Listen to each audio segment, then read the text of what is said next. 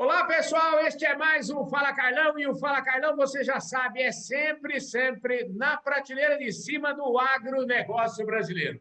A conversa de hoje aqui vai ser bárbara, gente. Eu tenho a honra de receber aqui o Paulo Vilas Boas Machado. O Paulo, engenheiro civil e pecuarista. A gente vai saber daqui a pouco como é que ele está dividido hoje. Ele vai contar toda essa história para nós. Mas eu queria dizer que o Paulo é o seguinte: o Paulo hoje tem uma história muito bacana na raça Nelore, porque ele é dono hoje de vacas rústicas, saudáveis, manteúdas, parideiras e boas criadeiras. Ô Paulo, obrigado pela sua presença aqui no nosso Fala Carlão, e veja aí se eu fiz a descrição correta das suas lindas e maravilhosas vacas Nelore. Boa tarde, Carlão. É uma satisfação muito grande estar aqui com você, a quem eu prezo muito, admiro o trabalho e realmente me sinto honrado de estar aqui. Quanto às vacas, nós não somos capazes de descrever, elas são maravilhosas. Realmente eu sou fã delas. Ô, Paulo, deixa eu te falar. Você tem um trabalho que eu falo que o Paulo é um daqueles pecuaristas, fazendeiros raiz aí dentro da seleção do gado Nelore, porque seleciona o gado Nelore lá onde eles nascem, crescem, eu gostei muito, ele me mandou aqui uns materiais e eu achei bem bacana ele falando de um filtro, o filtro da seca. E aí, esse filtro da seca parece que é o cerne da sua seleção, né, Paulo? É, a seleção de gado, você pode ir para a direção que você quiser. Meu Uhum. avô, em um dado momento, resolveu selecionar vermelho e conseguiu. Você pode ir para o mocho, você pode ir para o quanto maior, melhor, você pode dar a direção que quiser. Então, nossa direção, né, é uma sequência de crenças. Né? E a pessoa que me fez a cabeça, vamos dizer, a quem eu sempre aprendi, com quem eu aprendi, foi meu pai. Uhum. E a crença dele era que a seleção de gado deveria ser feita no mesmo ambiente das criações de gado comercial. Então, ele, quando chegou no momento em que os critérios para valorizar o Nelore eram da ração, né, para poder competir em exposição, ele não entrou. Então, ele continuou com a mesmo critério, mantendo os animais à parte e fazendo seleção com essas condições de ambiente. Na época, inclusive, nós estávamos folgados na Caatinga, Serra Preta. Ele tinha duas fazendas, a fazenda onde ele botava o gado Nelore era de Serra Preta, sujeita a secas, e cá na fazenda do Recôncavo, onde atualmente o rebanho está, ele tinha gado de leite.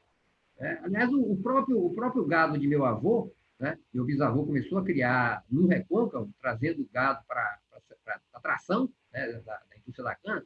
Quando meu avô sucedeu ele, começou a comprar fazendas, e comprou fazendas na zona adiante de Feira de Santana, já com outro clima mais seco, os animais que ele levou para lá, ele viu que criava muito melhor, um ambiente mais seco. Então, aqui no Recôncavo, né, é um ambiente mais úmido, onde atualmente nós criamos, mas também está sujeito a seca.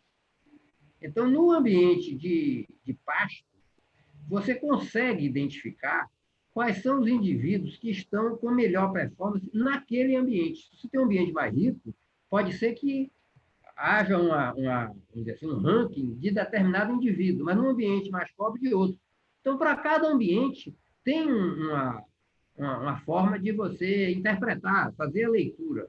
Né? Então, se você tem um lote de garrotes apartados no mesmo ano, tem uns mais gordos, outros mais magros, vamos escolher os reprodutores entre aqueles que estão mais gordos a pasto. Né? Mesma coisa as fêmeas, nas condições de pasto, sem trato, as que emprenham mais cedo, né, e as que amamentam bem os bezerros, esses são os indivíduos que a gente vai aproveitar para ser parte da nova geração. Se você faz uma seleção de muitos itens, você acaba não evoluindo. Né? Então, o foco realmente é a eficácia a parte da atividade cria. Então, nossa seleção é focada, né, sem dar ração, sem dar exploração, não por princípio. Nós achamos, inclusive, que quem faz gado de comercial deve buscar o máximo de renda. No nosso caso, não, nós queremos o máximo de genética. Então, nós queremos trazer o produto para servir ao nosso cliente. São sementes selecionadas para o sucesso do nosso cliente. a depender da condição de ambiente que ele tenha, ele deve procurar a semente certa. A nossa semente é o gado selecionado à parte, atualmente na Fazenda Gameleira, no Recôncavo. Já foi na Fazenda Lagoa Grande, em Serra Preta. Ô, Paulo, vamos voltar um pouco atrás, né, na história. Eu sempre gosto de história. Aqui, se fala Carlão aqui, é impossível o cidadão chegar aqui e já sair falando das coisas. Eu sempre falo, inclusive, que ninguém nasce, no seu caso, ninguém nasce selecionador de Nelore, todo mundo tem uma boa história para contar. E eu queria que você me falasse, porque se você fosse lá atrás, lá do seu bisavô, você já deu uma pistinha aí, mas conta rapidinho para nós a história, né? Você que já está, você é a terceira geração dessa história, me conta um pouquinho aliás, você acha que é quarta geração, né? Então me conta um pouquinho o que cada geração construiu aí. Eu gosto muito da música de Vandré. O mundo foi rodando nas patas do meu cavalo e nos sonhos que fui sonhando, as visões se clareando até que um dia acordei. Então, cada um de nós, né, tem oportunidades. Né? Você não é capaz de estar em todos os lugares ao mesmo tempo. Então, o que a vida lhe oferece, você pode aproveitar mais ou menos. Né? Então, eu estou aqui nesse planeta desde 1953. Eu não convivi com as pessoas que viveram antes, deve ter tido pessoas maravilhosas, nem estou convivendo com pessoas que estão atualmente no ambiente, porque não chegaram a mim. Mas eu tive o privilégio de conhecer algumas pessoas e ouvir essas pessoas, né? E conseguir aprender alguma coisa. Tem pessoas que a gente ouve e não concorda, tem pessoas que a gente ouve e concorda. Nós formamos crenças ao longo da vida, mas se a gente for capaz de ouvir quem diverge e cotejar com o que pensa atualmente, você pode até mudar sua direção humildemente e vai crescer com isso. Então, eu tive o privilégio de conhecer algumas pessoas, uma delas foi meu pai. Realmente, eu entendo que ele me passou crenças que eu sigo até hoje. Eu até pilharei essa semana com Eduardo Penteado Cardoso, né, citando o pai dele, o pai de José Cavalcante e meu pai. Nós três tivemos essa possibilidade de ter essas crenças passadas pelos antecessores e incorporar elas. Poderíamos ter sido contra, e é normal o jovem rebelde que não concorda com o papai. Então, eu realmente tive esse privilégio. E dentro dessa carreira, vamos dizer assim, de pecuarista, fora da engenharia, que eu conheci também está de boa, né, eu destaco realmente o Carlos Cavalcante, o pai do Zé, destaco meu pai, né, e vários técnicos com que a gente conviveu e que tem realmente a visão, né, de pecuária e que evoluíram ao longo do tempo. Eles não ficaram estáticos, eles podiam estar pensando de um jeito e pensar de outro. Né? E mais recentemente, já no final da trajetória de meu pai, foi o Paulo Lemos, que é um veterinário que mora em São José do Rio Preto e que me deu uma visão muito clara, né, do que é eficácia num ambiente de pasto. Então, ele foi assim, um divisor de água na minha cabeça. Ele foi lá para comprar gado, para um fazendeiro de São Paulo, e teve um episódio muito engraçado com ele, né? E a partir daí eu fiquei fã do cara. Né? Eu sou fã de várias pessoas que hoje ainda estão aqui na pecuária, né? E ouço todos, e tem algumas que pensam de um jeito, outros que pensam de outro, e eu ouço todos. Eu acho importante a gente ouvir todos. Né? E tem muita polêmica, né? A gente está vendo os grupos aí, tem gente brigando, né? E acho que a briga com respeito, ela é saudável. E eu queria te falar o seguinte, né? Você estava a marca Nelore OM, né? Uma marca importantíssima, eu acho que dentro da construção da raça Nelore, né? E eu queria que você falasse um pouquinho, que eu vi lá também, em umas imagens que você me mandou, né? Você tem um rebanho de vacas brancas, né? Outro rebanho de vacas vermelhas.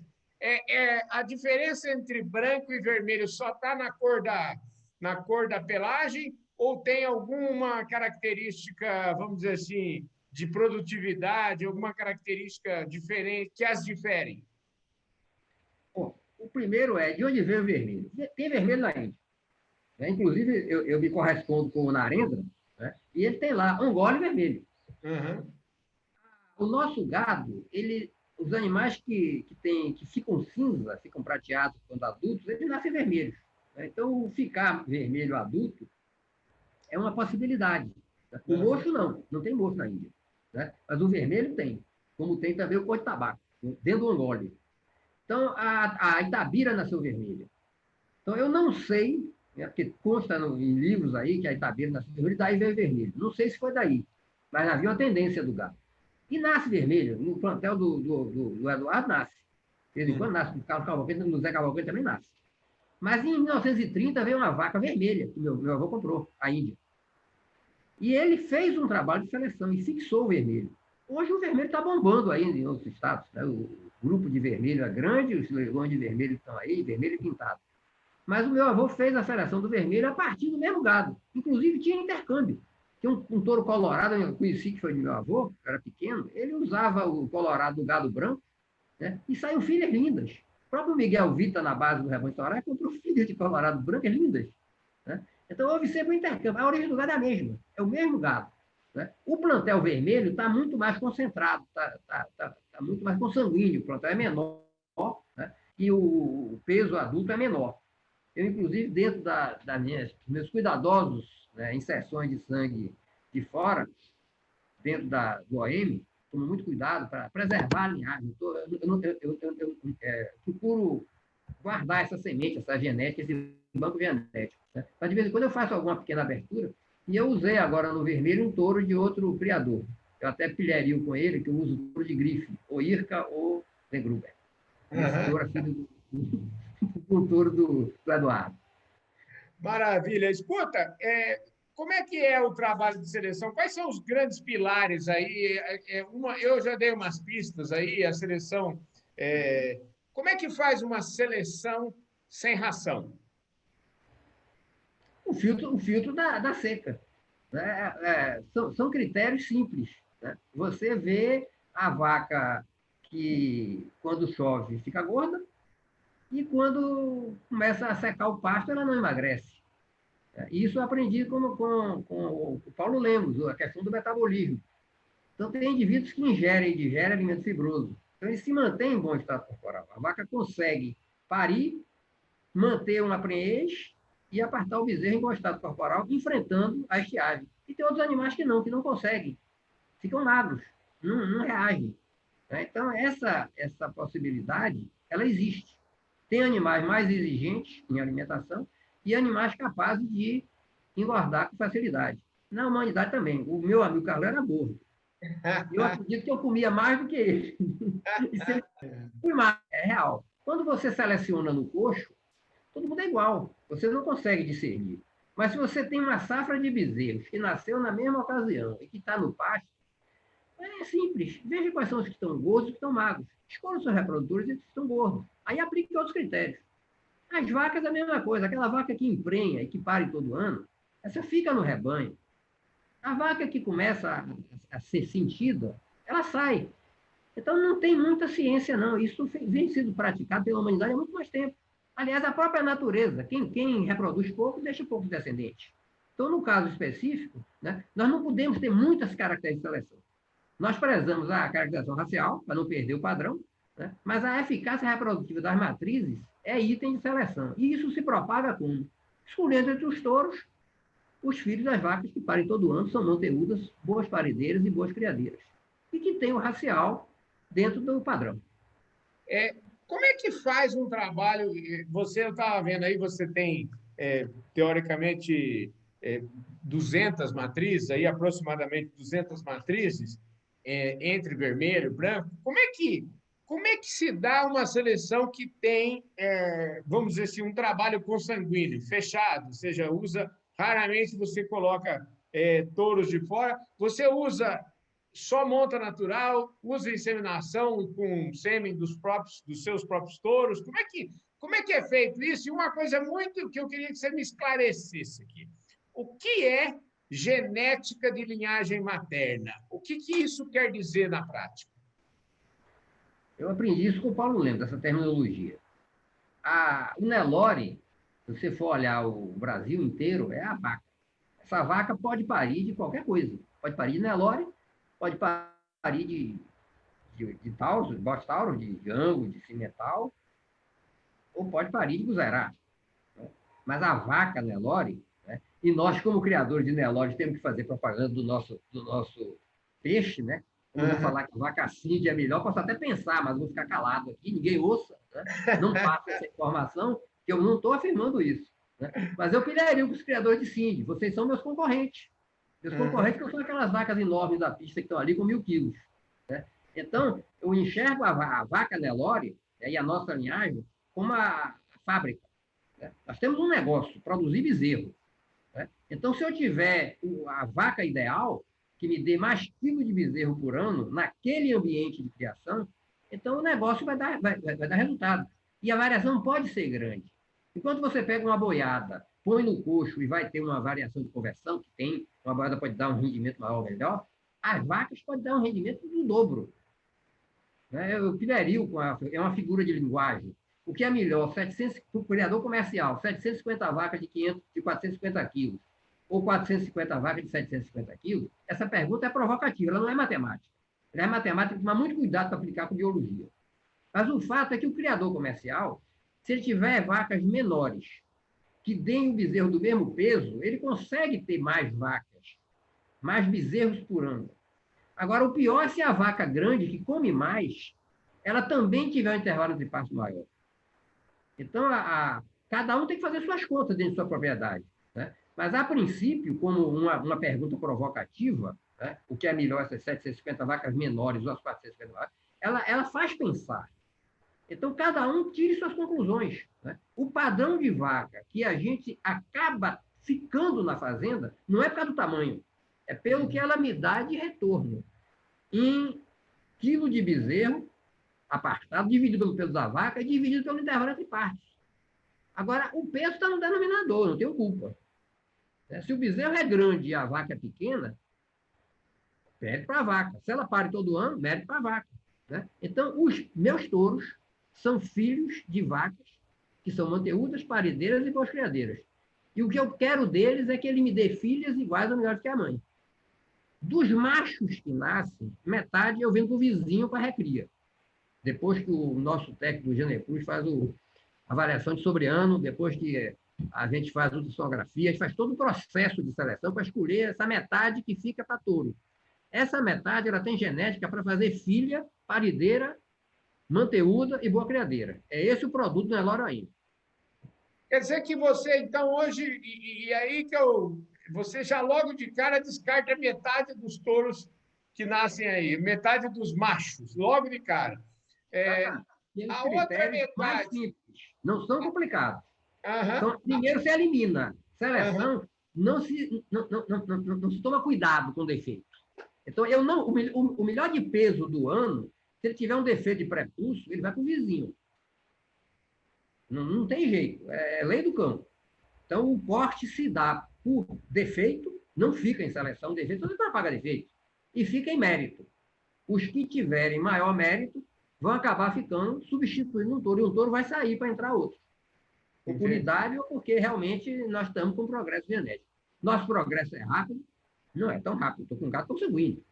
É rápido se você tiver um gado ruim e botar um touro de melhor qualidade. A primeira geração vai ser muito melhor do que as mães, a próxima, se trouxer um touro melhor, vai ser melhor. Nós estamos trabalhando dentro do intrarrebanho. Né? Como está trabalhando a Fazenda Mundo Novo. Ele trabalha ali e tem um progresso. Agora, ele está apresentando um padrão de qualidade, como tem no leilão de ontem. Foi um show para mim. Até mandei uma notinha para você do meu aplauso para eu sou fã do trabalho dele. Mas é um trabalho focado, ele está fazendo genética e respeitando o cliente. A gente compra ali alguma coisa que realmente tem fundamento, tem consistência. Ô, Paulo, infelizmente, deixa eu te falar, tem que te dar uma notícia, viu? Nosso tempo já foi embora, viu? Eu estou olhando aqui, eu achei que a gente ia entrar nos descontos, mas nós já comemos até os descontos, viu? Deixa eu te falar, como é que faz? Não deu tempo nem de falar da sua carreira de engenheiro, enfim, tem muita coisa. Você ainda vai voltar aqui outras vezes para a gente continuar essa prosa aqui. Quem sabe uma hora dessa nós fazemos uma live até para falar desse tema aí, porque esse tema é um tema gostoso, um tema que gera paixões, aí é um tema muito legal. Como é que faz para ficar firme nesse propósito, especialmente numa época de valorização dos touros, que você poderia falar assim, mas 50% dos touros já manda embora, já capa tudo e acaba... Como é que é essa... De quem você herdou essa convicção? Eu já nasci no negócio e isso aí está no sangue. Né? tem alguma coisa, alguma explicação. Só meu filho, que é psicólogo, pode explicar. Eu não estou preocupado com isso, né? Mas eu tenho uma palavra que eu defino, né, que acho que ajuda qualquer negócio, né? Aham. Tem muito conhecimento gerencial hoje, mas eu acho que capricho define. Se a gente tem capricho por alguma coisa, a gente persegue alguma coisa, né, e a gente tem um prazer de estar vendo aquilo indo bem, isso ajuda muito. A vida precisa ter esse pouco de apego, de gosto pelo que faz. Ô, Paulo, os Agora, 50%. uma outra coisa, rapidinho. O metade é um número interessante, porque se você for ver os programas de tipo Paint, Aham, eles só dão credenciamento a 20% da produção. aham. Tá? Então, um número interessante. Agora, claro que o mercado, eu tenho gente que está pedindo para comprar toda a produção de vermelho, né? Sem fazer seleção, porque ele quer propagar vermelho. Então, é um aspecto, pode ser uma ideia, entendeu? Mas eu acho que, como seleção, é a cabeceira que fica. Ô, Paulo, a metade que fica aí deve ter briga para comprar, não tem, não? Depende da oportunidade. Tem, às vezes, o cara quer comprar antes até de nascer, né? Ô, Paulo, foi uma beleza a nossa conversa aqui. Eu queria agradecer muito. O Paulo logo topou de cara a conversa aqui. Eu queria ter essa conversa com ele já faz algum tempo. Paulo, super obrigado pela sua presença. Que você vai voltar outras vezes aqui no Fala Carlão, mas você sabe que, infelizmente, o nosso programa é rapidinho. Eu quero agradecer imensamente sua presença aqui, viu? Foi um prazer, muito obrigado. E sou seu fã, está declarado aí. Maravilha, gente. Ô, pessoal, vocês que estão aí do outro lado ainda não se inscreveram aqui no canal, se inscreve aí, aperta aquele sininho lá para vocês receberem as notificações. Deixem o seu like, o seu comentário e principalmente vocês fazem igual o Paulo. Tenho certeza que ele vai compartilhar esse vídeo aqui com todos os amigos. Não é, Paulo? Com certeza. Ô, gente, e se você está na audiência nacional e internacional do Canal do Boi, muitíssimo obrigado. Um forte abraço a todos vocês. Eu vejo todos no nosso próximo programa. Valeu!